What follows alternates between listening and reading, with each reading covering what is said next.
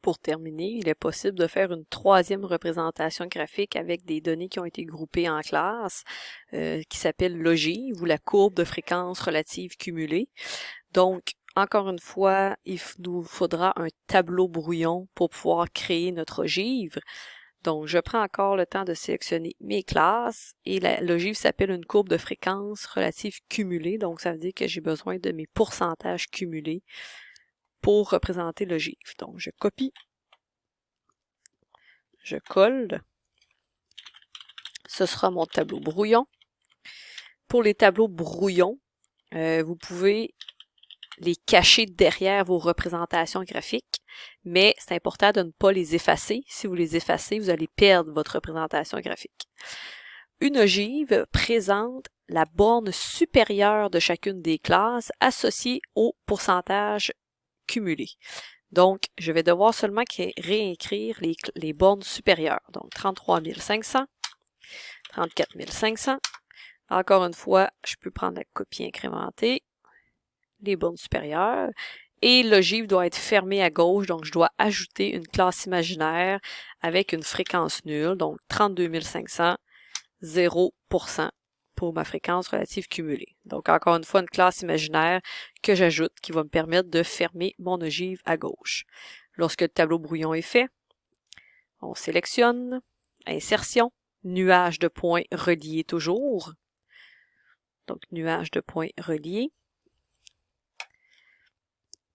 Un peu comme avec le polygone de fréquence, lorsqu'on arrive avec l'ogive, donc les graduations choisies par Excel ne sont peut-être pas toujours optimales. Donc, vous voyez que la première valeur est à 32 500. Je pourrais couper, faire une coupure d'axe, pas obligé de commencer à 0. Je double-clique. Je vais commencer ça à 30 000 encore une fois. Donc, ça a un peu plus d'allure. Donc, vous voyez à quoi ressemble une ogive. Il ne reste qu'à respecter les nombres de présentation, les titres des axes, titre du graphique, c'est là, les étiquettes de données, quadrillage à vous de voir si vous en voulez ou pas, insérer une source, etc.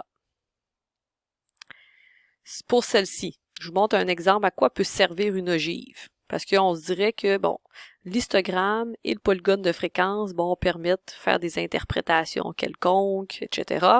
L'ogive. Donc, je vais prendre le temps d'aller nommer mes axes. Deuxième chose aussi, bon, je vais nommer mes axes. Ici, ça représente le pourcentage cumulé de secrétaire. Toujours la variable représentée sur l'axe des X, salaire annuel en dollars.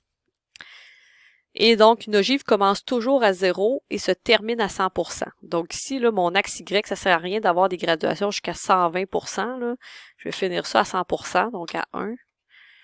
Et en plus, ça va me donner une meilleure précision sur les pourcentages. À quoi peuvent servir une ogive? Donc, ça permet d'abord de trouver rapidement la médiane. Donc, si vous vouliez avoir une approximation de la médiane, vous pourriez le voir assez bien sur l'ogive. Parce que la médiane, on le dit, c'est la valeur qui sépare en deux. Donc, 50% des unités statistiques sont avant et 50% après. Donc, si je prends juste une petite ligne là, pour que vous voyez un peu mieux, là, la médiane, là, si je vais voir, je vais à 50%, je trace une droite, j'arrive ici. Si je m'en fais une autre, donc je sais que ma médiane là, devrait tomber à peu près ici, donc à 35 800 peut-être.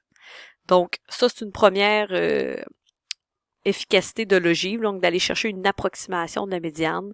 Donc à 50%, je suis environ à 35 800, donc je pourrais dire que la médiane est à peu près de 35 800 $. Deuxième chose, je peux aussi faire des interprétations, peu importe le pourcentage choisi. Par exemple, je peux dire, je me rends compte que 80% des secrétaires qui ont fait appel à l'agence obtiennent un salaire annuel de 36 700 et moins, peut-être environ, là, ma ligne n'est pas très droite. Donc, il y a 80% des secrétaires qui ont fait l'appel à l'agence qui gagnent un salaire annuel de 36 700 ou moins. Donc, ça serait une interprétation possible que je pourrais dire. Je vais l'écrire. C'est sûr que c'est des approximations, là. Près de 80% des secrétaires ayant fait appel à l'agence CEDEC entre 2000 et 2005 gagne un salaire annuel d'environ 36 700 $ ou moins. On se rend compte que ce n'est pas des salaires si élevés, donc dans 80% des cas, ce n'est pas des salaires si élevés. Donc, ce serait une interprétation possible que je peux faire grâce à l'ogive. Donc, avant d'aller plus loin, je vous laisse compléter, mettre le titre du graphique, insérer la source, s'assurer qu'on respecte les normes de présentation.